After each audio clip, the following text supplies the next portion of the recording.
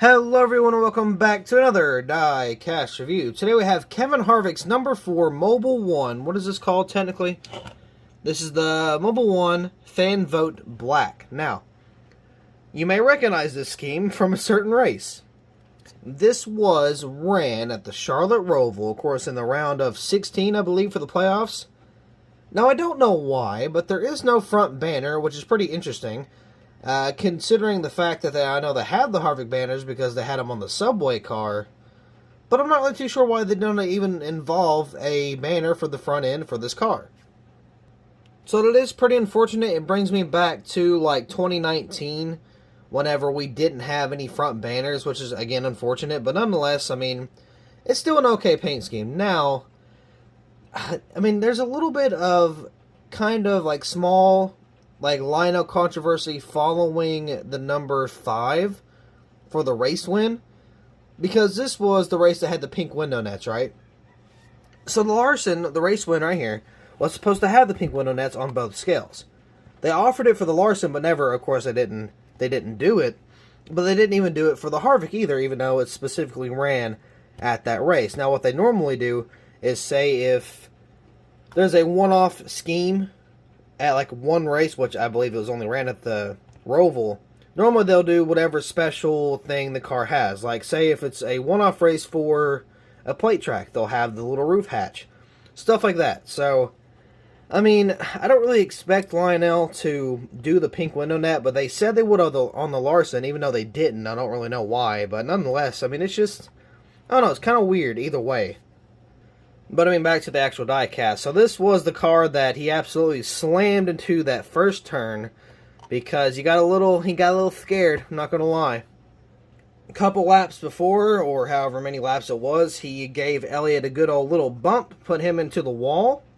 And then when Elliott caught back up behind Harvick, Harvick got a little scared, and he may have peed himself a little and ran right into the wall. He overshot the corner, locked up his brakes, and smacked right into that turn.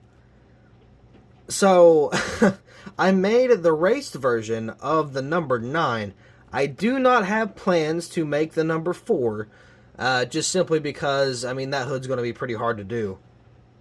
Yes, I know it would have been fun to do, but I mean, realistically, I mean, I don't really think I could do it on the 164, but nonetheless, yeah, this is the paint scheme that kind of happened in. A lot of people know this paint scheme just for that wreck. So this one has a little fun story behind it, but nonetheless, let's actually go ahead and crack this bad boy open and take a closer look, because if the banner's not there, I'm kind of afraid to see how the quality is going to be on it overall. Here's a diecast out of the box, and it looks like I had a right to be worried. So, right off the bat, I can see a couple things. There's a little paint chip on the A post. There is a little paint chip on the spoiler. There's a crack down at the bottom, like down there. And then there's one going up on the roof rail as well. So that is just one side. Oh, also, the NASCAR Cup Series playoffs is a little wrinkled, which is not a big deal, but it's still something to point out. So I'm definitely a little concerned. I mean, this is just the left side of the car. So the other side can go really well, really bad, or somewhere in between. So I guess we're going to have to take a look at that here in a little bit. And I'm kind of afraid to be honest. So you got Mobil 1 right there. Got this really cool looking, like, almost like a lightning bolt pattern on the hood. It looks pretty cool. It comes from the A-post, so that's even, you know, even cooler. Got the Mobil 1. I think the O's a little different too. I got the Ford logo there. Now, there is no front banner because, you know, for whatever reason, Lionel's like, we don't need it. But no, I mean, really, I don't know why they did not have a banner for this, because, like, I had not seen anything on Lionel page or, like, on their side. I have not seen any explanation for why. People just, like, well, they were kind of like, oh, that sucks, and then just kind of let it go. So, I don't know. I didn't really see a statement released for Lionel about why there was no front banner. Got the number 4 there, got that little lightning bolt pattern, which, I mean, it's more lightning bolt on the front, but it's still got that pattern going onto the hood up to the roof here. Got a small number 4, I wish the number 4 was a little bit bigger. Got Harvick right there on the back, Mobil 1 on the deck lid there. On the back end here, let's see if we can focus. Paint's a little off, not by a lot on the spoiler there, but got Mobil 1. Ooh, those taillights are shifted, aren't they? Oh, yeah, definitely.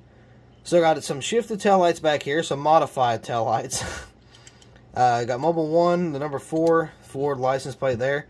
Got a Pegasus right here on the side quarter panel. Looks pretty good. Got a folded decal there. Also fantastic. Hi Brothers Pizza. Oh, I don't remember what that one. What don't know. Is that Sub? Yeah, it's Subway. Well, I don't know what's wrong with me. Mobil 1 there. Fleet Farm, whatever that is. Mobil 1, Haas. Got Kevin Harvick. Because Kevin Harvick winless in 2021? I think he was, right? Yeah, either way. I got Ford, Mobil 1, Haas. We're not missing a logo, which is weird. Oh, no, maybe we're missing Busch. I don't know. I don't think Busch would be on the B post. Either way. Hunt Brothers, it got Rush Truck Centers. There should have been like a Busch logo somewhere around here, I believe. I don't know if there was, but I don't know. There may have been. Got A. There's an A there. What is that? Exalta, I believe. Got the number 4 Subway Delivery. Got 12 right there, round of 12. NASCAR Cup Series Playoffs. Got the Goodyear logo there. Of course, got the tires. Sunoco. Got the number 4, and then rounding up to the front, got those little stripes that kind of continue down the front end of the car. So it is kind of cool how they went from the front all the way up to the hood. So, I mean, you know, not bad at all. So there is a few quality control issues. Again, the banner being the main thing. Then, of course, we kind of got a little stuff around the car that's like, of course, you got the paint chips and all that. So, I mean, nonetheless, the car, the paint scheme itself is pretty cool. But then, like, I don't know, you really have some of the weird, like, I mean, it looks just like 2019 because there's no front banner. It's weird. I hate how it kind of backtracked, which kind of worries me a little bit. I'm not really too sure. Again, we have no statement on why Lionel did not do a banner. And once again, I know they have it because they had it on the Harvick car for the Subway scheme. So I don't know if they just like ran out or something happened. I mean, I'm really not too sure. But nonetheless, speaking of the Charlotte Roval, once again, we will be taking a look at the Larson car here in a little while. And I actually have 2 Larson cars to review. We've got the Texas win and then this win right here. So, pretty cool. We get some Larson cars going out.